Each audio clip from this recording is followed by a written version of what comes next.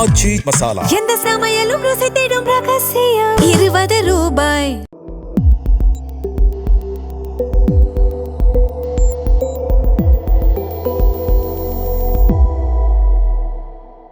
தமிழ் தடம் நேயர்களுக்கு வணக்கம். இன்றைய நேர்காணலில் நம்மோடு இணைந்திருப்பவர் ஊடகவியலாளர் திரு கெப்ரியல் தேவதாஸ் அவர்கள். சார் வணக்கம். வணக்கம் சார். இன்னைக்கு அண்ணாமலை அவர்களுக்கு பிறந்த நாள். இன்னைக்கு அவரோட கட்சியை வெளியிடுவார் அப்படின்ற ஒரு சூழ்நிலையில் இன்னும் அவர் டெல்லியிலேருந்து வரல. அவரை காம்ப்ரமைஸ் பண்ணக்கூடிய சூழ்நிலை மேற்கொள்ளதா இருக்காங்க. நீங்கள் எப்படி பார்க்குறீங்க? ஏன்னா நயனா நாகேந்திரன் அவர்கள் இன்னைக்கு பேசும்போது கூட என்கிட்ட மாநில தலைவராக என்கிட்ட எந்த ரெசிக்னேஷன் லெட்டரும் வரல அப்படின்ற மாதிரி அவனை சொல்லியிருக்காரு. இதை எப்படி பார்க்குறீங்க? ஸோ இப்போ அண்ணாமலை அவர்களை பொறுத்தளவில் டெல்லி போகிறாரு. ஜூன் 1 போகிறாருன்னு நினைக்கிறேன். இப்போ ஜூன் 4 இன்னும் அவர் வரல. இன்னும் 1-2 நாட்கள் அங்கே டெல்லியில் தான் இருப்பார் அப்படின்ற மாதிரி சொல்லப்படுது. முக்கியமான தலைவர்கள் டெல்லியில் மீட் பண்ணியிருக்காரு. இன்னைக்கு பிரைம் மினிஸ்டர் அவர் மீட் பண்ணதாகவும் சொல்லப்படுது. பிறந்தநாள் வாழ்த்தை பெற்றதாகவும் சொல்லப்படுது. ஸோ இப்போ பரவலாக பேசப்படுற விஷயம் என்னென்னா, அண்ணாமலை அவர்களை கன்வின்ஸ் பண்ண பார்க்குறாங்க. பாஜகவுக்குள்ளேயே வச்சுக்க பார்க்குறாங்க. அவரை ரிசைன் பண்ண விடாமல் ஸ்டாப் பண்ண பார்க்குறாங்க. அதுக்கான முயற்சிகள் போயிட்டுருக்கு அப்படின்ற மாதிரி சொல்கிறாங்க. இப்போ நெகோஷியேட் பண்ணுறதுக்கு நிறைய விஷயங்கள் இருக்குது. இப்போ அண்ணாமலை அவர்கள் வெளியே போகிறாருன்னா பாஜகவுக்கு பெரிய டேமேஜ் ஏற்படும். ஒன்று, முக்கியமான ஒரு பெரிய லீடரை இழப்பாங்க. ரெண்டாவது, நிறைய கட்சி நிர்வாகிகள் அண்ணாமலையோட போவாங்க. ஸோ அப்போ அதெல்லாம் நெகோஷியேட் பண்ண வேண்டியிருக்கு. அவரை போறதுக்கு அனுமதித்தாலும் இந்த விஷயங்கள்லாம் நெகோஷியேட் பண்ண வேண்டியிருக்கு.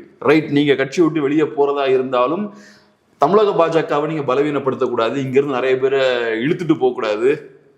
பொதுவாக ஒரு கம்பெனில இருந்து ஒரு கரிஸ்மேட்டிக்கான ஒரு லீடர் வெளியே போறாருன்னு வச்சுப்போம். அப்ப அந்த கம்பெனி என்ன பண்ணுவாங்க? இதுதானே பண்ணுவாங்க. ரைட், நீங்க போறதுன்னு முடிவு பண்ணிட்டீங்க, எங்களுக்கு பெரிய டேமேஜை ஏற்படுத்தாதீங்க, அப்புறம் ஒரு அண்டர்ஸ்டாண்டிங் வெளியே போவாங்க. ஸோ ஒன்று, அண்ணாமலை அவர்களை வெளியே போக விடாம, ரிசைன் பண்ண விடாம ஸ்டாப் பண்ற முயற்சிகள். ரெண்டாவது, அப்படி வெளியே போறார் அப்படின்றது கன்ஃபார்ம் ஆயாச்சுன்னா அவரால் வரக்கூடிய டேமேஜ் பாஜகவுக்கு கம்மியா இருக்கும். ஏன்னா கண்டிப்பா அவரோட ஆதரவாளர்கள் நிறைய பேர் பாஜகவில் இருப்பாங்க. ஸோ அந்த விஷயங்களெல்லாம் செய்ய முயற்சி பண்ணுறாங்க அப்படின்னு பார்க்கலாம். மூணாவது, இன்னொரு முக்கியமான விஷயம் என்னென்னா, அண்ணாமலை அவர்கள் எலெக்ஷன் முடிஞ்சதுக்கப்புறம் வெளியே போகிறதுக்கான காய்களை நகர்த்துறாருன்னா அதுக்கான காரணம் ஒன்று, தாவேகா பெருசாக பெர்ஃபார்ம் பண்ணுறாங்க. ஸோ ஒரு மாற்றத்துக்கான ஏக்கம் தமிழ் மக்கள் மனதில் இருக்குது அப்படின்றது வெளிப்படுது. ரெண்டாவது, இன்னொரு முக்கியமான காரணம் என்னென்னா, பாஜகவை பொறுத்தளவில் அதிமுகவோட வரக்கூடிய நாட்கள்லையும் பாஜக பயணிப்பாங்கன்னு பார்க்கலாம். ஏன்னா அண்ணாமலைக்கு இருக்கக்கூடிய சிக்கலே என்னன்னா, பாஜகவும் அதிமுகவும் சேர்ந்து பயணிக்கிற வரைக்கும் அண்ணாமலைக்கு அங்கே ஸ்பேஸ் கிடையாது பாஜக. அதனால எலெக்ஷன் முடிஞ்சதுக்கு அப்புறம் மேபி அதுவும் கன்ஃபார்ம் ஆயிருக்கலாம். பாஜக டெஃபினட்டா அதிமுகவோட தான் பயணிக்க போறாங்க அப்படின்ற ஒரு முடிவுக்கு அவர் வந்திருக்கலாம். ஏன்னா அவர் பார்ட்டியில் இருக்கனால அவருக்கு அந்த விஷயங்கள்லாம் தெரியும். ஸோ அதுவும் ஒரு காரணமா இருக்கலாம். இப்போ பரவலாக எதிர்பார்க்கப்பட்ட ஒரு விஷயம் என்னன்னா, எலெக்ஷன் முடிஞ்சதுக்கு அப்புறம் அண்ணாமலைக்கு ஃபேவரபிளான ஒரு சூழல் உருவாகலாம் அப்படின்ற ஒரு பார்வை இருந்தது. 24 எலெக்ஷன் முடியுது, பாஜக நல்லா பெர்ஃபார்ம் பண்றாங்க, ஆனால் சீட்ஸ் வாங்க முடியல. அதுக்கப்புறம் என்ன பண்றாங்க? அதிமுகவோட ஒரு அலைன்ஸ் ஃபார்ம் பண்றாங்க. ஸோ அப்போ எதிர்பார்க்கப்பட்ட விஷயம் என்னன்னா, எலெக்ஷன் ரிசல்ட்ஸ்லாம் வர்றதுக்கு முன்னாடி அதிமுக ரொம்ப மோசமாக பெர்ஃபார்ம் பண்ணுதுன்னு வச்சுப்போம். அதிமுக பாஜக அலைன்ஸ் ரொம்ப மோசமாக பெர்ஃபார்ம் பண்ணுதுன்னு வச்சுப்போம். அப்போ பாஜகவை பொறுத்தளவில் அதிமுகவை நம்பி ஃபியூச்சரில் இருக்க முடியாது. அதிமுக 2 தடவை தொடர்ந்து தோக்குதுன்னா அதிமுக தொண்டர்களும் வெளியே போகிறதுக்கு வாய்ப்பு இருக்கு. திமுகவை எதிர்க்கணும்னா இனிமேல் அதிமுகவை நம்பி பிரயோஜனம் கிடையாது, நம்ம தனியாக பெர்ஃபார்ம் பண்ண ஆரம்பிக்கணும், மற்ற கட்சியை நோக்கி போக ஆரம்பிக்கலாம்னு யோசிப்பாங்க. அந்த மாதிரியான ஒரு சூழல்ல அண்ணாமலை மாதிரியான ஒரு லீடருக்கு நல்ல ஸ்பேஸ் கிடைக்கும்னு எதிர்பார்க்கப்பட்டது. ஸோ எலெக்ஷன் முடிஞ்சதுக்கு அப்புறம் அதிமுக பாஜக அலைன்ஸ் பெரிய ஒரு தோல்வியை எதிர்கொண்டாங்கன்னா அண்ணாமலையை நோக்கி பாஜகவோட தலைமை திரும்புவதற்கான வாய்ப்பு இருக்கு. திரும்ப நம்ம தமிழ்நாட்டில் பாஜகவை கட்டலாம் அப்படின்ற இடத்துக்கு வர அந்த வாய்ப்பு இருந்தது. எதிர்பார்த்த மாதிரி தான் நடந்திருக்கு. பாஜக அதிமுக அலைன்ஸ் தோத்துட்டாங்க பெருசா. ஆனா எதிர்பாராத விஷயம் என்னன்னா, தாவேகா அங்க உட்கார்ந்துருக்காங்க. ஸோ இப்போ என்ன ஆயிடுச்சு? தாவேகா சாலிடா இருக்காங்க. இங்க அண்ணாமலைக்கு இப்ப ஸ்பேஸ் இல்லை. பாஜகவுக்கும் இப்ப வேற வழி கிடையாது. ஏன்னா இப்போ அண்ணாமலை அவர்கள் புதிய கட்சி தொடங்க போறார் அப்படின்ற ஒரு நியூஸ் வந்ததுக்கப்புறம் அவர் எதை கட்டமைப்பார், அவரோட அரசியல் எதை நோக்கி பயணமாக போகுது அப்படின்னு பார்த்தோம்னா, அவர் மதசார்பற்ற இளைஞர்களை ஃபோக்கஸ் பண்ணி தான் கொண்டு போக போகிறதா செய்தி வருது. அதுக்குள்ள போவோம். பட் என்னோட பாயிண்ட் என்னன்னா, இப்போ பாஜகவுக்கு இப்போ பெரிய ஸ்பேஸ் கிடையாது. ஒன்று, நான் ஃபர்ஸ்டே சொன்ன மாதிரி அதிமுக பலவீனமாயாச்சுன்னா அதிமுக இருந்த இடத்துல பாஜக வந்து உட்கார்ந்துடலாம் அப்படின்ற திட்டங்கள்ல, அந்த மாதிரியான திட்டங்கள் இருக்கும்போது அண்ணாமலைக்கு வேலை இருக்கும். ஆனா இப்போ அந்த இடத்த டிவிக்கு ஆக்குப்பை பண்ணிட்டாங்க. இப்போ பாஜக வேற பார்ட்னரே இல்லை. பாஜகவால திமுகவோட நெருங்க முடியாது. மேபி ஃபியூச்சர்ல நெருங்கலாம், ஃபியூச்சர்ல திமுக பாஜகலாம் சேரலாம் அப்படிலாம் சொல்லிட்டு இருக்காங்க. அது இப்போ உடனே நடக்க போறது இல்லை. இப்போதைக்கு உடனே இருக்கக்கூடிய சூழலை பார்த்தீங்கன்னா தாவேகா கிட்ட நெருங்க முடியாது. தாவேகா ரொம்ப கவனமா இருக்காங்க, பாஜகவை கிட்ட சேர்த்துக்க கூடாதுன்னு. கூட காங்கிரஸையும் வச்சிருக்காங்க. ஸோ தாவேகா ஆப்ஷன் இல்லை, திமுக ஆப்ஷனும் கிடையாது. திமுகவும் உடனே அவங்க வர முடியாது. மேபி ஃபியூச்சர்ல சில ஆண்டுகளுக்கு அப்புறம் மேபி பாஜக கிட்ட நெருங்கலாம், இப்போ உடனே நெருங்க மாட்டாங்க. ஸோ இப்போ இருக்கக்கூடிய ஒரே ஆப்ஷன் என்ன பாஜகவுக்கு? ஏடிஎம்கே தான். அப்போ ஏடிஎம்கேவோட பயணிச்சா மேபி சீட்ஸ் அது கன்வெர்ட் ஆகிறதுக்கு வாய்ப்பு இருக்கு, மேபி வாய்ப்பு இருக்கு. அப்போ ஏடிஎம்கேவோட தான் பயணிக்கணும்னா அப்போ அண்ணாமலைக்கு அங்கே ஸ்பேஸே இல்லை. ஸோ அதுவும் ஒரு காரணமாக இருக்கலாம். இப்போ நீங்கள் சொன்ன பாயிண்ட் அது வந்து அண்ணாமலை அவர்களும் தெளிவுபடுத்தணும். இப்போ அந்த கட்சி பேர் என்ன, கட்சியோட கொள்கை என்ன, அந்த கட்சி என்ன பண்ண போகிறாங்க, இந்த விஷயங்கள்லாம் அண்ணாமலை அவர்கள் தெளிவுபடுத்தணும். மதசார்பற்ற அரசியல் அவர் பண்ணலாம், ஆனால் அது எந்த அளவுக்கு எடுபடும் நமக்கு தெரியல. இப்போ அதிமுகவை பொறுத்தளவில் 24 தனியாக கண்டெஸ்ட் பண்ணுறாங்க, ஆனால் மைனாரிட்டி ஓட் ஷிஃப்ட் ஆகுது அதிமுகவுக்கு. ஒரு தடவை அதிமுகவோட சேர்ந்து பயணிச்சதுக்கு அப்புறம் மக்கள் நம்ப மறுக்கிறாங்க. அதிமுக ஒரு மதசார்பற்ற ஒரு கட்சியா நம்ப மறுக்கிறாங்க. அப்படி இருக்கும்போது அண்ணாமலை அவர்கள் பாஜகவோட ஸ்டேட் பிரசிடென்ட்டா இருந்தவர். அது மட்டும் இல்லாம அண்ணாமலை அவர்கள் நாளைக்கு ஒரு கட்சியை ஆரம்பிக்கிறாருன்னா அந்த கட்சியில் இருக்கவங்க எல்லாம் பாஜகக்காரங்களா தான் இருப்பாங்க. மோஸ்ட்லி அண்ணாமலை ஆதரவாளர்கள் பெரும்பாலும் பாஜக தான் இருப்பாங்க. அவர் வெளியே வந்தாருன்னா அவங்க அண்ணாமலை அவர்களை பேக் பண்ணுவாங்க. அப்போ அவர் மதசார்பற்ற அரசியல் பேசுறதால பெரிய யூஸ் இருக்குமான்னு எனக்கு தெரியல. பட் என்னன்னா இப்படி நம்ம புரிஞ்சுக்கலாம், அண்ணாமலை அவர்களை நான் பார்த்த அளவில் ஓரளவுக்கு தமிழ்நாட்டோட யதார்த்தத்தை புரிஞ்சுக்கிறார். தமிழ்நாட்டுக்கும் நார்த் இந்தியாவுக்கும் நிறைய டிஃப்ரென்ஸ் இருக்கு. இங்க இப்போ திமுக பார்த்தீங்கன்னா பாஜக வம்பிழுப்பாங்க, சனாதனத்தை பத்தி பேசுவாங்க. சனாதனத்தை பத்தி பேசினா சண்டைக்கு பாஜக வருவாங்கன்னு திமுகவுக்கு தெரியும். அப்படி சண்டைக்கு வரதால நமக்கு லாபம்னு தெரியும், நமக்கு ஓட்டு ஒன்றும் போகாதுன்றது திமுகவுக்கு தெரியும். பாஜக காரங்களுக்கு தான் அது தெரியாது. உடனே பாஜக காரங்க சனாதனத்தை எதிர்த்து பேசிவிட்டார் உதயநிதி ஸ்டாலின் அப்படி இப்படின்னு சண்டைக்கு வருவாங்க. திமுகவுக்கு அதுதான் வேணும், திமுக அதை விரும்புவாங்க. பாஜகவோட நாங்கள் சண்டை போட்டுட்டு இருக்கோன்ற அந்த தோற்றத்தை ஏற்படுத்துவாங்க. அப்படி பேசுவதால நமக்கு ஓட்டும் போகாதுன்னு அவங்களுக்கு தெரியும். ஸோ அதனால இந்த விஷயங்களெல்லாம் திமுக பண்ணிக்கிட்டே இருப்பாங்க. மொழி எடுப்பாங்க, ஹிந்தி எதிர்ப்பு அப்பப்போ கையில் எடுப்பாங்க. ஏன்னா அவங்களுக்கு தெரியும் ஹிந்தி எதிர்ப்பை தமிழ்நாட்டில் பேசுவதால நமக்கு ஓட்டு கிடைக்குமே தவிர ஓட்டு போகாதுன்னு தெரியும். பாஜக காரங்க சண்டைக்கும் வருவாங்கன்னு தெரியும். ஸோ பாஜகவை நாங்கள் எதிர்க்கிறோன்ற அந்த இமேஜையும் திமுக உருவாக்கிடுவாங்க.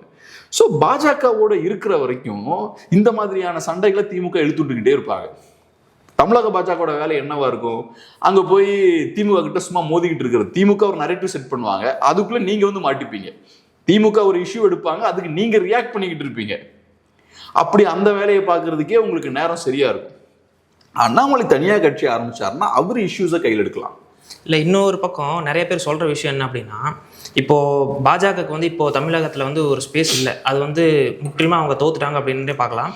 அதனால் வந்து பாஜக வந்து இப்போ அண்ணாமலை அவர்களை வந்து ஒரு முகமூடி போட்டு வந்து அனுப்புகிறாங்க.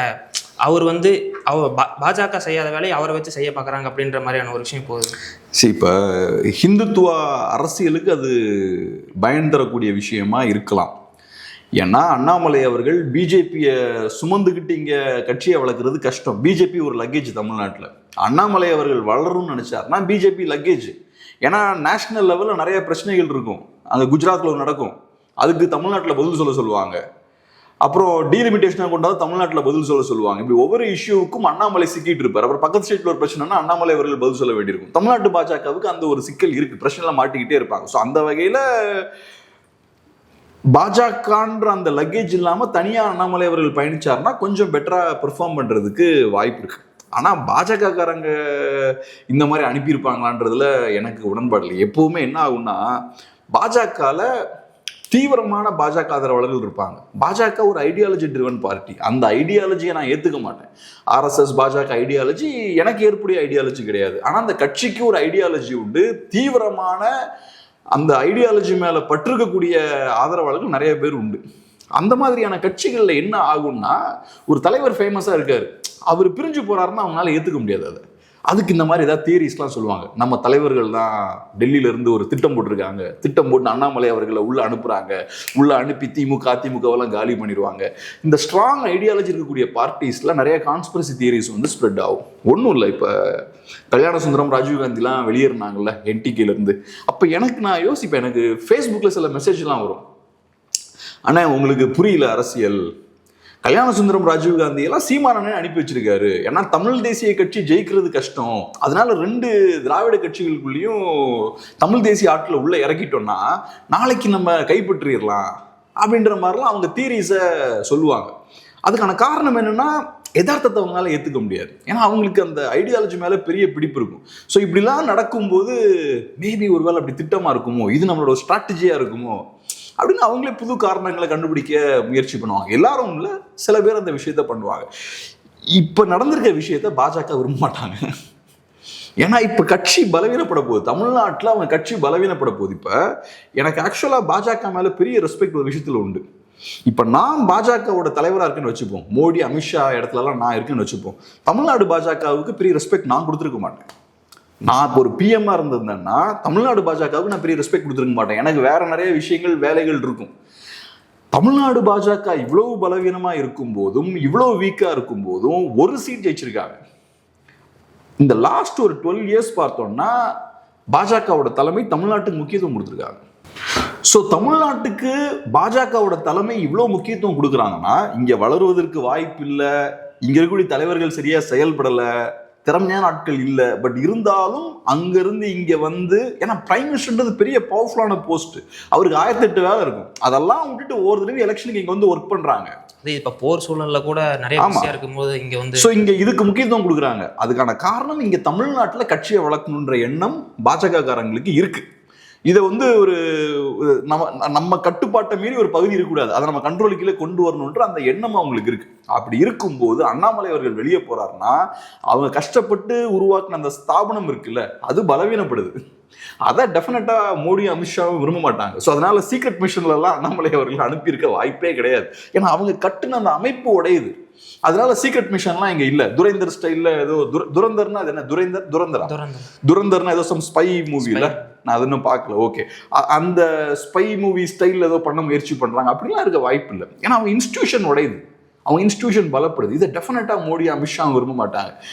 பட் இப்போ என்ன சிக்கல்னா, அண்ணாமலை அவர்களுக்கு இங்கே பயணிக்க முடியாது பாஜக ஃபியூச்சர்ல. பாஜக கம்ப்ளீட்டா இந்த எலெக்ஷன்ல கிராஷ் ஆயிருக்காங்க. எல்லாம் சொல்றாங்கல்ல இந்த எலெக்ஷன்ல பிகெஸ்ட் ஃபெயிலியர் யாருன்னு. பிகெஸ்ட் ஃபெயிலியர் என்ன பொறுத்தவரை பாஜக தான். 35 சீட்ஸ் கண்டெஸ்ட் பண்ணி, அதிமுக மாதிரியான ஒரு பார்ட்னரோட கண்டெஸ்ட் பண்ணி ஒரு சீட் ஜெயிச்சிருக்காங்க. இப்போ நிறைய பேர் என்டிகேவுக்கு 50% ஓட்ஸ் போயிருக்கேன்பாங்க. என்டிகே சீட் வாங்குவாங்கன்னு யாருமே எதிர்பார்க்கல. மேபி ஓட் ஷேர் அதிகமாக வருமா கம்மியாக வருமானு எதிர்பார்த்தாங்களே தவிர என்டிகே சீட்ஸ் வாங்கணும்னு யாருமே எதிர்பார்க்கல. என்டிகேவோட பெர்ஃபார்மன்ஸை பெருசாக யாரும் ட்ராக் பண்ணல. ஆனால் அதிமுக பாஜகவோட பெர்ஃபார்மன்ஸை சீரியஸாக எல்லாரும் வாட்ச் பண்ணாங்க, ட்ராக் பண்ணாங்க. அங்கே இவ்வளோ பெரிய ஒரு சரிவு ஏற்பட்டிருக்கு. ஸோ ஒன்று, பாஜகவை கம்ப்ளீட்டாக மக்கள் புறக்கணிச்சிருக்காங்க இந்த எலெக்ஷனில். ரெண்டாவது, அதிமுகவோட பாஜக பயணிக்கிற வரைக்கும் அண்ணாமலை அவர்களால் ஸ்டேட் பிரசிடென்ட்டும் ஆக முடியாது, பாஜகவில் அவர் ஓரங்கட்டி தான் வைக்கப்படுவார். இந்த 2 வருஷம் ஓரங்கட்டி தான் அண்ணாமலையை உட்கார வச்சிருந்தாங்க. அது காரணம் என்னன்னா, அது இபிஎஸ்ஸை டிஸ்டர்ப் பண்ணும். அண்ணாமலை மாதிரியான ஒரு கேரக்டரால் இப்படி இருக்க முடியாது. மற்ற அரசியல்வாதிகள் இருப்பாங்க, இந்த கெரியரா பண்ணுவாங்கல்ல பொலிட்டிக்ஸ், ட்ரெடிஷனல் பொலிட்டிஷியன்ஸ் இருப்பாங்க, அவங்க பார்த்தீங்கன்னா அப்படியே வெயிட் பண்ணிட்டு இருப்பாங்க. இப்போ பிடிஆர் ஒரு பாயிண்ட்ல மதுரையில் டாமினேட் பண்ணாரு, மூர்த்தி அப்போ சைலண்டாக உட்காந்து வெயிட் பண்ணிட்டு இருந்தாரு, ஏதாவது ஒரு மிஸ்டேக் நடக்கும் பார்த்துக்கலாம் அப்படின்னு. அப்புறம் கரெக்டாக டைம் கிடைக்கும்போது திருப்பி மூர்த்தி டாமினேட்டான பொசிஷன் வந்துட்டார். பொலிட்டிஷியன்ஸ் அப்படிதான் ஸ்லோவாக காயில நகர்த்துவாங்க. அண்ணாமலை அப்படிப்பட்ட ஆள் கிடையாது. அண்ணாமலை அவர்கள் அட்டென்ஷன் சீக்கர். அட்டென்ஷன் அவர் பக்கம் அட்டென்ஷன் திரும்பணும்னு விரும்பக்கூடியவர், மீடியாவோட அட்டென்ஷன் அவர் பக்கம் இருக்கணும்னு நினைக்கிறவர். அவரை நீங்க சைலண்டா 2 வருஷம் உட்கார வச்சீங்கன்னா அவரால் இருக்க முடியாது. இப்போ எலெக்ஷன் முடிஞ்சா அவர் தெரிஞ்சிருச்சு, ரைட்ரா ரிவர்ஸ் போயிடுவோம்டா அப்படின்னு முடிவுக்கு வந்துட்டாங்க. இன்ஃபேக்ட் எனக்கு ஆச்சரியமான ஒரு விஷயம் என்னன்னா, பாஜக அண்ணாமலை அவர்களுக்கு இவ்வளோ பெரிய லாங் ரோப் கொடுக்கறது எனக்கு ஆச்சரியமா இருக்கு. அண்ணாமலை அவர்கள் மேல அவங்களுக்கு பெரிய ரெஸ்பெக்ட் இருக்கு. அதனாலதான் இவ்வளவு தூரத்துக்கு அவங்க ஸ்பேஸ் கொடுக்குறாங்க அண்ணாமலைக்கு. ஏன்னா பாஜக RSS எல்லாம் எடுத்துக்கிட்டீங்கன்னா இண்டிவிஜுவலிசம்க்கு அங்க பெரிய ஸ்பேஸ் கிடையாது. இண்டிவிஜுவலிசம்னா என்ன? தனி மனிதர்களை முன்னிறுத்தி அரசியல் பண்றது இருக்குல்ல, அதுக்கு அங்க ஸ்பேஸ் கிடையாது. RSS எடுத்துக்கிட்டீங்கன்னா எத்தனை லீடர்ஸ் தமிழ் மக்களுக்கு தெரியும்? தெரியாது. ஆனா RSS செயல்பாடு பாத்தீங்கன்னா பயங்கரமா இருக்கும். கிரவுண்ட்ல ஏகப்பட்ட விஷயங்கள் RSS செஞ்சுட்டு இருப்பாங்க. ஆனா அவங்களோட லீடர்ஸ் பாத்தீங்கன்னா பெருசா ப்ரொஜெக்ட் ஆக மாட்டாங்க. அப்படி இருக்கும்போது RSS பாஜகவை எடுத்துக்கிட்டீங்கன்னா ட்ரெடிஷ்னலாவே இண்டிவிஜுவலிசம் சொல்றோம்ல, தனி மனிதர்களை முன்னிலைப்படுத்துறதுக்குல, அதை அவங்க ஏத்துக்க மாட்டாங்க. ஸோ அதனால என்ன பொறுத்தளவில் பாஜக தலைமைக்கு அண்ணாமலை அவர்கள் மேலே பெரிய ரெஸ்பெக்ட் இருக்கு. ஸோ அதனால தான் இவ்வளோ தூரத்துக்கு ஏதோ ஒரு வகையில் அவரை உள்ளே கொண்டு வந்துடலாம், இல்லைன்னா முடிஞ்ச அளவுக்கு டேமேஜை கம்மி பண்ணலாம் அப்படின்ற மாதிரி யோசிச்சு ஒரு லாங் ரோப் கொடுக்குறாங்கன்னு பார்க்குறேன். இப்போ அடுத்ததாக பேசப்படக்கூடிய இன்னொரு விஷயம் என்னன்னா, இப்போ தாவேக்கா வந்து மிகப்பெரிய ஒரு ஃபோர்ஸாக வந்துட்டாங்க, நிறைய சீட்ஸ் வச்சுருக்காங்க. ஸோ இவங்களை வீழ்த்தணும் அப்படின்னா ஏடிஎம்கேவும் டிஎம்கேவும் அலைன்ஸ் வச்சா ஒன்று தான் சாத்தியம் அப்படிங்கிற மாதிரி சொல்கிறாங்க.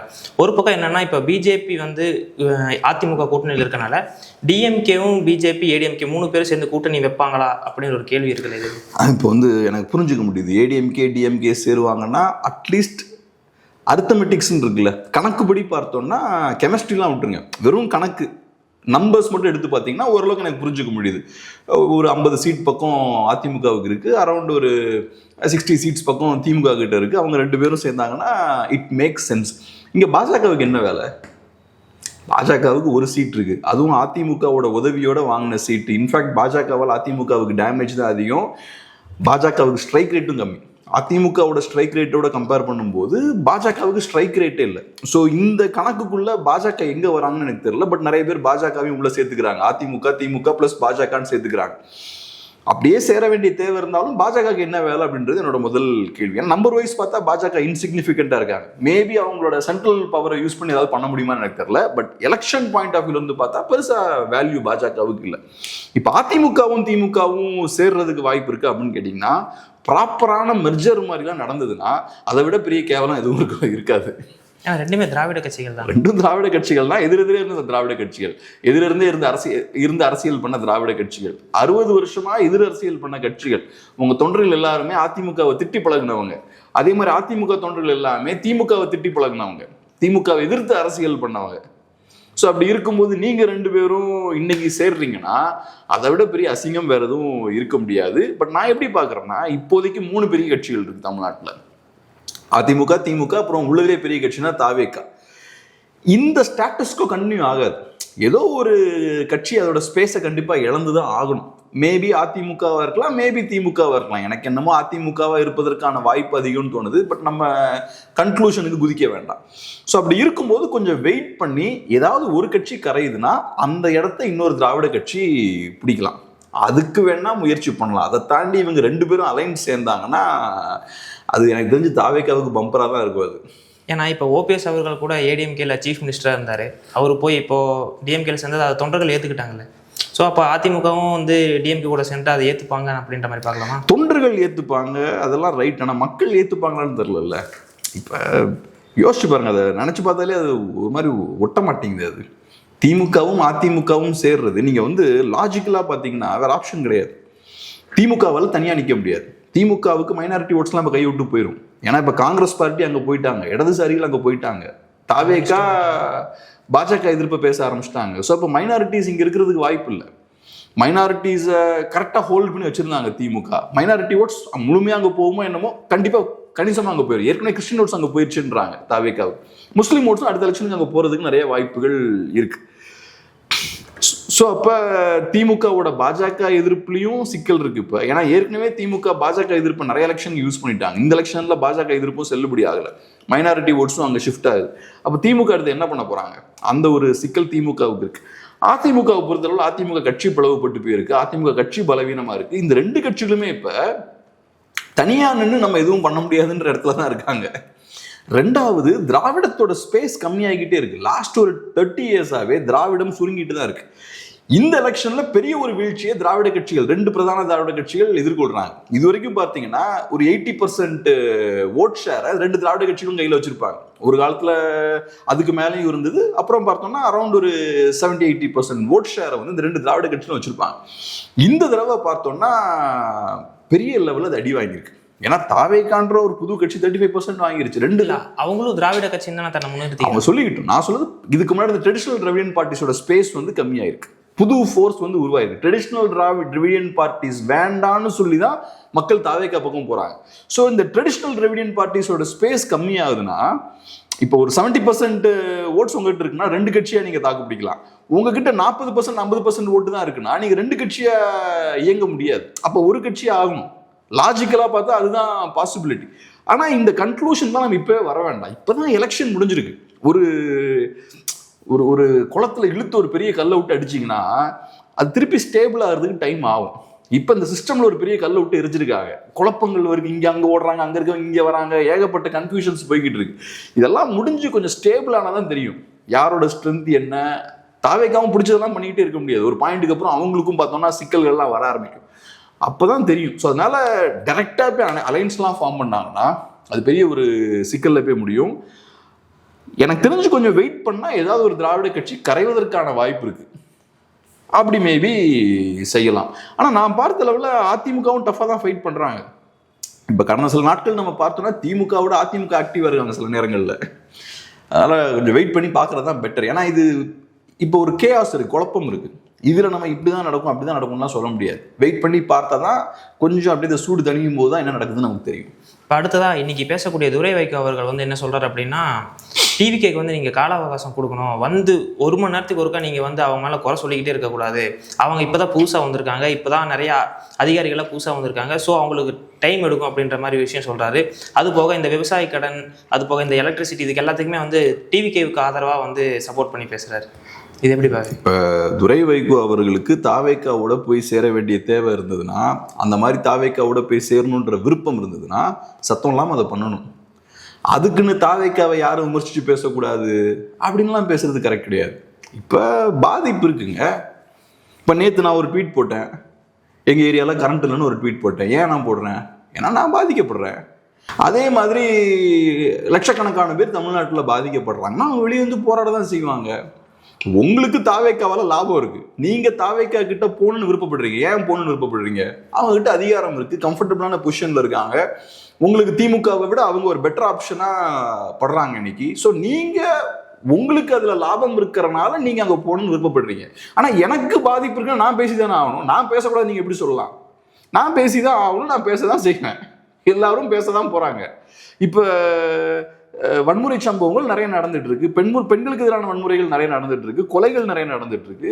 இதெல்லாம் நடக்கும்போது துரை வைகோ அவர்கள் அங்க போய் சேரணுன்றதுக்காக நம்மளாம் அமைதியா இருக்க முடியுமா என்ன?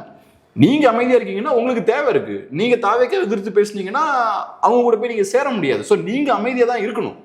அதுக்கு நான் அமைதியா இருக்க முடியாதுல்ல. திமுக இருக்கும்போது நீங்க அமைதியா தான் இருந்தீங்க. ஏன் அமைதியா இருந்தீங்க? திமுக இருக்கும்போது சிறிய கட்சியில எல்லாம் அமைதியா தான் இருந்தீங்க, யாரும் வாய் திறக்கல. திமுக ஆட்சியில என்ன தேனும் பாலமா ஓடிட்டு இருந்தது. இன்னும் அவர் என்ன சொல்றாரு அப்படின்னா, சட்ட ஒழுங்கு வந்து பெருசாலாம் எந்த பிரச்சனையும் வந்து ஏற்படலை, இதுக்கு முன்னாடி ஆட்சியில் எப்படி இருந்துச்சோ அப்படியே தான் இருக்கு. நீங்க வந்து நார்த் இந்தியாவோட கம்பேர் பண்ணி பார்த்தீங்கன்னா நம்ம தமிழ்நாடு தான் வந்து பெட்டரா ரைட்டுங்க. நீங்க நார்த் இந்தியாவோட கம்பேர் பண்ணுங்க, ஆப்பிரிக்க நாடுகளோட கம்பேர் பண்ணுங்க, எங்க யாரோடையும் நீங்க கம்பேர் பண்ணுங்க. நான் பாதிக்கப்படுறேன்னா நான் வெளியே வரேன். நீங்க இன்னைக்கு தாவேக்காவுக்கு வக்காலத்து வாங்கி பேசுறதுக்கான காரணம் நீங்க தாவேக்காவோட போகணும்னு விருப்பப்படுறீங்க, திமுகவோட இருந்தா நமக்கு எதிர்காலம் நினைக்கிறீங்க. அது உங்க கட்சி சார்ந்த உங்க பிரச்சனை. அது எனக்கு பிரச்சனை தான், நான் பேசிதான் ஆகணும். இந்த பிரச்சனைகளால வரக்கூடிய பாதிப்புகள் என்ன அஃபெக்ட் பண்ணுதுன்னா நான் பேசிதான் ஆகணும். இன்னைக்கு கிரைம் ரேட் இன்க்ரீஸ் ஆகிட்டு இருக்குன்னா நான் எப்படி சும்மா இருக்க முடியும்? நீங்க நல்ல பெரிய மாளிகைகளில் ப்ரொடெக்டடான ஒரு ஸ்பேஸில் வாழ்ந்துட்டு இருப்பீங்க. சாதாரண மக்கள் அப்படி இல்லைல்ல. நீங்கள் திமுக ஆட்சியிலேயே அமைதியாக இருந்தீங்க. திமுக ஆட்சியில் அந்த கூட்டணி கட்சிகள் யாருமே வாய் திறக்கல, இன்க்ளூடிங் எம்டிஎம்கே. உங்களுக்கு 4 சீட் தான் கொடுக்குறாங்க, 6ல இருந்து 4 அவங்க சீட்ஸை கம்மி பண்ணுறாங்க. ஆனாலும் அமைதியாக இருந்தீங்க. இல்லை, அவங்க அப்படி ஒரு கட்சி இருக்குன்னு வெளிப்படையாக தெரியல, அந்த அளவுக்கு அமைதியாக இருந்தாங்க. ஏன் அமைதியாக இந்த சிறிய கட்சிகள்லாம் இருந்தாங்கன்னா திமுகவை கோவப்படுத்திடக்கூடாது. திமுக கோச்சுக்கிட்டாங்கன்னா அப்புறம் நம்மளை கூட்டணியிலேருந்து வெளில தூக்கி போட்டுருவாங்க. திமுக அடுத்த எலெக்ஷனில் ஜெயிக்க போகிறாங்கல்ல, திமுக ஜெயிக்க போறாங்கன்ற நம்பிக்கையில தான் நீங்க அமைதியா உட்கார்ந்து இருந்தீங்க எல்லாம். கடைசியா திமுக தோத்துட்டாங்க. திமுக தோத்து இன்னைக்கு அங்க தாவேக்கா பக்கம் ஒரு வாய்ப்பு ஏற்பட்ட உடனே எல்லாம் அந்த பக்கம் தாவுறீங்க. அப்புறம் அங்க தாவுறது மட்டும் இல்லாம திமுக இருக்கும்போது நீங்க என்ன பண்ணீங்களோ அதே வேலையை தான் நீங்க பண்றீங்க. குறிப்பா எம்டிஎம்கே இன்னும் கேவலமா போறீங்க நீங்க. இப்ப இடதுசாரிகளாவது ஓரளவுக்கு ஒரு டீசன்சி மெயின்டைன் பண்ணிக்கிறாங்க. ஏன்னா அவங்களுக்கு 2 எம்எல்ஏ சீட்ஸ் இருக்காங்க. அவங்க சின்னத்தில் போட்டிட்டு இருக்காங்க. அதனால அவங்களுக்கு ஒரு அட்வான்டேஜ் இருக்கு. சாலிடா அப்படி தைரியமா உட்காந்து கொஞ்சம் கேள்விலாம் கேட்குறாங்க, தாவேக்காவை கொஸ்டின் பண்ற விஷயங்களும் பண்றாங்க. ஆனா நீங்க வெளியே உட்கார்ந்துக்கிட்டு தாவேக்காவுக்கு ஆதரவா பேசிக்கிட்டு இருக்கீங்க, தாவேக்காவை குஷிப்படுத்துறதுக்கான வேலைகள் பார்த்துட்டு இருக்கீங்க. நீங்க அதை பண்ணுங்க, அது உங்களுக்கு தேவை இருக்கு, நீங்க பண்ணுங்க, அது உங்களோட சுயநலம் சார்ந்த விஷயம். எனக்கு என்ன பிரயோஜனம் இருக்கு? அதனால எல்லாம் கேள்விலாம் கண்டிப்பா கேட்கணும். 6 மாசம்லாம் எல்லாம் வெயிட்லாம் பண்ண வேண்டாம், எல்லாரும் தாராளமா கேள்வி கேட்கலாம். 6 மாசத்துக்கு மேல எதுக்கு வெயிட் பண்ணணும்னா, இப்ப நான் 2000 ரூபாய் கொடுங்கன்னு சொல்லியே, 2500 ரூபாய் எப்போ கொடுப்பீங்க நான் கேட்கவே இல்லை, அதுக்கு 6 மாசம் வெயிட் பண்ணலாம். 6 சிலிண்டர் எப்போ கொடுப்பீங்கன்னு கேட்கல, அதுக்கு 6 மாசம் வெயிட் பண்ணலாம். அந்த சீர்லாம் பண்ணுவோன்னாரு, தாய்மாமன் சீர், அதுக்கு ஏதோ கொஞ்சம் நகைலாம் போடுவாங்களா, அந்த நகையெல்லாம் இப்போ கேட்கல, அதுக்கு நம்ம 6 மாசம் வெயிட் பண்ணுவோம். ஆனால் இதெல்லாம் நம்ம பேசிதான் ஆகணும். அது துரை வைகோ அவர்களுக்கு வசதியா இல்லைன்றதுக்காக நம்ம அமைதியா இருக்க முடியாது. ஆராசா கூட பேசும்போது அவர் என்ன சொல்றாரு அப்படின்னா, நீங்க மற்றதெல்லாம் எடுத்துக்கிறதுக்கு டைம் எடுத்துக்கங்க, இப்போ வந்து சட்ட ஒழுங்குன்னா அதுக்கு போலீஸ் ஆஃபீஸர் இருக்காங்க, அதுக்கு எல்லா அதிகாரிகள் இருக்காங்க, அதை நீங்க கண்ட்ரோல் பண்றதுக்கு உங்களுக்கு எதுக்கு டைம்? ஆமா, கேள்வி இதை நம்ம ஸ்டார்டிங்லேயே சொல்லிட்டு இருக்கோம். அமைதியா இருக்க வேண்டிய அவசியமே கிடையாது, நம்ம பேசணும். இதை பேசினாதான் சரியாகும். ஏன்னா இப்ப அரசு நிர்வாகம் சரியா செயல்படலைன்னா ஏற்படக்கூடிய பாதிப்புகள் என்னன்னு பார்க்கும்போது உயிரிழப்புகள் ஏற்படுது. சாதாரண பொதுமக்கள் உயிர் இழக்கிறாங்க, பெரிய பெரிய பாதிப்புகளை ஃபேஸ் பண்றாங்க, குடும்பங்கள் வீணாயிட்டு இருக்கு. அப்ப நான் பாட்டுக்கு நான் வந்து பெரிய மேதாவி, நான் தாவேக்கா அரசுக்கு கொஞ்சம் டைம் கொடுக்க போறேன் அப்படின்னு நம்ம இருக்க முடியாது. அதனால டஃப்பாக தான் நம்ம இதை டீல் பண்ணி ஆகணும். இப்போ இந்த சிங்கப்பெண் திட்டமா, ஆமாம், அந்த ஃபோர்ஸ் ஏதோ நாங்கள் ஆரம்பிக்க போகிறோம் அப்படின்னாங்க. இன்னும் அதை செயல்படுத்தலை. நீங்கள் அதுக்கு ஆஃபீஸ் இருக்கா? அதுக்கு எவ்வளோ பட்ஜெட் ஒதுக்கியிருக்கீங்க? ஏதோ ரீல்ஸ் மட்டும் கொஞ்சம் வந்தது, அதுக்கப்புறம் ஆக்சுவலாக என்ன நடக்குதுன்றது பற்றி நமக்கு தெரில. அப்போ விஜய் அவர்கள் பேசும்போது அடுத்த வாரத்தில் வந்து இதை ரைட், பட் டீட்டெயில்ஸ் ஒன்றுமே இல்லையே, சும்மா ரீல்ஸ் மட்டும் போடுறீங்க. என்னென்ன எவ்வளோ பட்ஜெட் அலோகேட் பண்ணிருக்கீங்க அந்த மாதிரியான டீட்டெயில்ஸும் ஒன்றுமே இல்லையே. ஸோ அப்போ அதெல்லாம் ரைட், நீங்கள் பண்ணுங்கள், அதெல்லாம் தப்பு சொல்லவே இல்லை, கண்டிப்பாக பண்ணுங்கள். பட் நான் என் சைடில் அழுத்தம் போடணும்ல, நீங்கள் உங்கள் சைடில் அழுத்தம் போடணும். அப்போ தான் வேறு சீக்கிரம் நடக்கும். இல்லை நம்ம எல்லாமே வாங்கிட்டு சைலண்டாக அப்படியே உட்காந்துருந்தோம்னா ஒன்றும் பிரச்சனையே இல்லை போல, நம் மக்கள் அனைவரும் சந்தோஷமாக வாழ்கிறார்கள் போல அப்படின்னு அவங்களும் குவைட்டாக இருந்துருவாங்க. ஸோ அதனால் டெமோக்ரஸி இப்படி தாங்க ஃபங்க்ஷன் ஆகும். இப்போ துரை வைகோ அவர்களுக்கு தேவை இருக்குது, தாவேக்காவை குஷிப்படுத்துறது தேவை இருக்குது, அவரு பண்ணிட்டு போட்டோம், நம்ம வேலையை பார்ப்போம். தாவேக்காவை குஷிப்படுத்துறாலும் நமக்கு என்ன பிரயோஜனம் இருக்கு? நமக்கு ஒரு பிரயோஜனமும் கிடையாது. அதனால நம்ம வேலையை பார்ப்போம். இப்போ அடுத்ததாக வந்து விஜய் அவர்கள் திருச்சி மீட்டிங்கில் கூட பேசும்போது அவர் என்ன சொல்லியிருந்தார் அப்படின்னு பார்த்தோம்னா, ₹1 கூட கொடுக்காம நாங்கள் இந்த அளவுக்கு ஓட்டு வாங்கியிருக்கோம் அப்படின்ற மாதிரி சொன்னார். அது போக டிவிகே வந்து ஆரம்பத்துலேருந்து நிறையா பேர் வந்து டிவிகே கேண்டிடேட் சொல்கிற விஷயம் என்னன்னா, ₹1 கூட கொடுக்காம தான் நாங்கள் ஜெயிச்சோம் அப்படின்ற மாதிரி சொன்னார். ஆனால் இப்போ சமீபத்தில் ஒரு வீடியோ வந்து ரிலீஸ் ஆயிருக்கு. அதில் ஒரு கேண்டிடேட் பேசும்போது என்ன சொல்கிறார் அப்படின்னா, பக்கத்து தொகுதியில் வந்து ₹2000 கொடுத்ததுனால அவங்க ஜெயிச்சிட்டாங்க, நம்ம அதை பண்ணாதனால நம்ம தோத்துட்டோம் அப்படின்ற மாதிரி ஒரு செய்தி வந்து வெளியாகுது. அவங்க ₹1 கொடுக்கலங்க, ₹2000 கொடுத்துருக்காங்க. அவங்க ₹1 தான் கொடுக்க மாட்டோம், நாங்கள் ₹2000 கொடுப்பாங்க. இது நம்ம ஃபஸ்ட்டே பேசணும். எலெக்ஷன் டைம்லேயே நான் பார்த்தேன் என் கண்ணால், காசு கொடுத்து ஆட்டில் கூப்பிட்டு வர்றது, ஓட்டுக்கு காசு கொடுக்குறதெல்லாம் தாவேக்கால நடந்துட்டுனா இருக்குது. இது நம்மளே பார்க்குறோம்.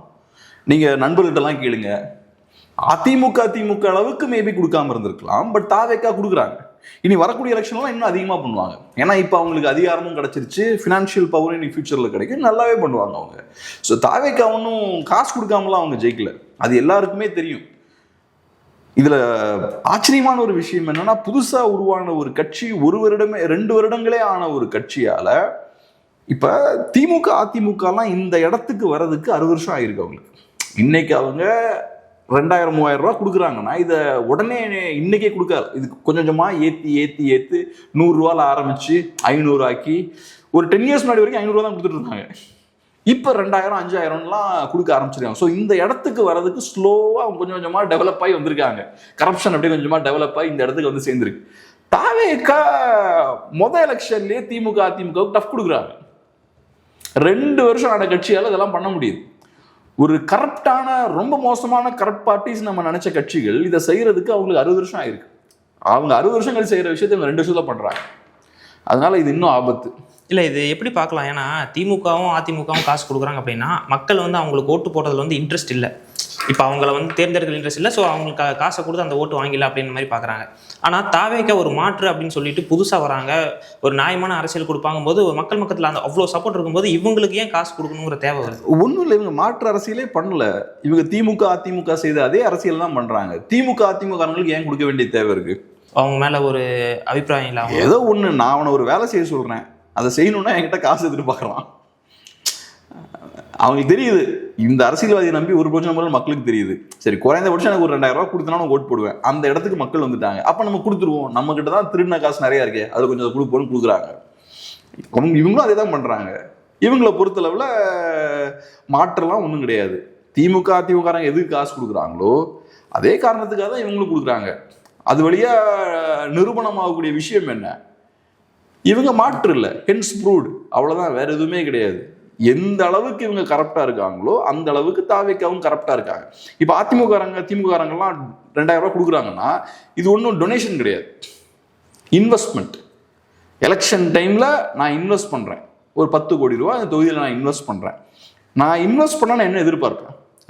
ரிட்டர்ன்ஸ் எதிர்பார்ப்பேன். எனக்கு திரும்ப ரிட்டர்ன்ஸ் வரணும், அதுலேருந்து நான் ப்ராஃபிட் எடுக்கணும்.